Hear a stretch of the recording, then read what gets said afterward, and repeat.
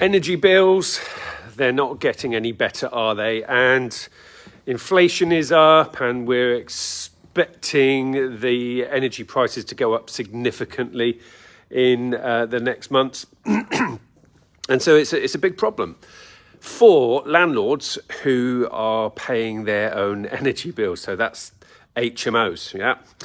Houses in multiple occupancy where the landlords are paying the energy. That's really hitting profits big time, because tenants in HMOs are using lots and lots of energy. And it's near on impossible to stop it, okay? Yeah, you can put meters in individual rooms, that's really expensive. But you know what, when I've done this in HMOs in the past, they always find a way that you find extension cables. They found a plug socket somewhere and they're running extension cables. But then there's heating as well, and you'll find that the heating's on full and the windows are open and the tenants are sat in their pants with the windows open, right, because it's too hot. So, yeah, very hard to control it. Now, what I do is I turn my HMOs into service accommodation houses. And the beauty of that, I don't try and rent them out by the room to guests or anything like that. That's a hotel. But the whole house offered to quite often contractors and trades and large family groups. And they all turn up at the same day. They all leave on the same day. Guess what happens? The energy bills plummet.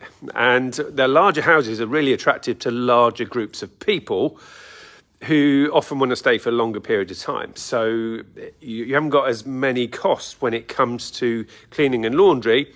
So obviously they turn up and the place is ready for them. And then when they leave, the property is cleaned in between guests and basically returned to show home condition. And guess what? The energy bills plummet. And then when the cleaners go in, they make sure all the heating's turned off. No one's using electric, obviously, when there's in between guests. You're more likely to be empty in the winter in service accommodation, so everything's turned off. So over the course of a year, your energy bills plummet. And I find that as long as there's enough demand for the property to be used as service accommodation, my profit goes up significantly. When the energy bills were much lower, yeah, you could make okay money from HMOs, but you know what? That's really hard to do these days. So ultimately, this is just a way of pivoting. And also, if you think about it, the renters' rights bill coming in, and read up on it, and some of the stuff you'd be shocked at just how one-sided the whole thing has become or is becoming in the favour of tenants over landlords, right? And so that's I think quite a scary thing to do, because tenants are going to have a lot more rights. So if you think about it, HMO landlords, you could take on their properties and use them as serviced accommodation. And a lot of landlords, they want more profit from the properties. Well, when you run a landlord's property as service accommodation on the SA management model, then the owner continues to pay his or her own bills.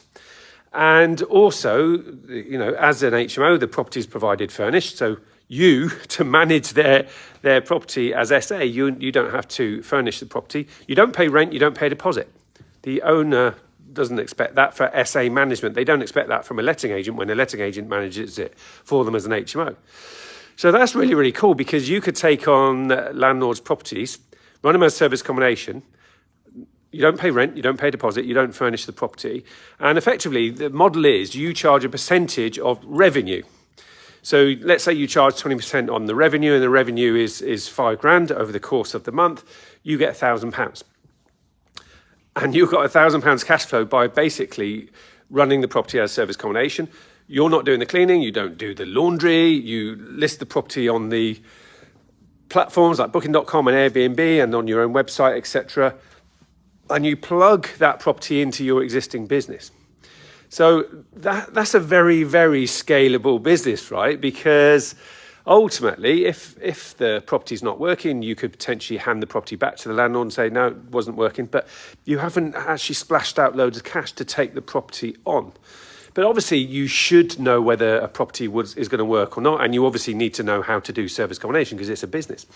And so if you want to learn this business, I can definitely help you, okay? Because I turn my HMOs into service accommodation, and I manage other people's previous HMOs as serviced accommodation. And so that's a genuine win-win situation for people that A, are more and more nervous about having tenants, and B, the properties are just not cash flowing anymore as HMOs. Yeah, so the service accommodation management SA acquisition model. If that's something that you want to learn more about, then I can help you do that. I'm literally in Progressive Properties training suite at the moment, doing a quick live, obviously, or mind you, some of you might watch this on catch up on different platforms. And I'm about to spend some time with Rob Moore himself, talking all things property investing. So yeah, if you want to come and learn about service accommodation and service accommodation management, then let me know in the comments. I basically say don't just write the same thing, because the bots and the algorithms don't like it these days. So just write something in the comments which means that you would like to attend service accommodation training with me, and I can sponsor up to 15 people for free to come to an event with me, a service accommodation discovery day. So first come, first serve. Write something in the comments if you would like to attend a service accommodation discovery day with me, and me or one of my team will send you a link where you can register and get 2 tickets for free, so you can bring a friend or a business partner, life partner, business partner, or something like that. So let me know in the comments, and I will see you at service accommodation discovery day. So here's to your success in serviced accommodation. And remember, from me, the property soldier, your future needs you. Take care.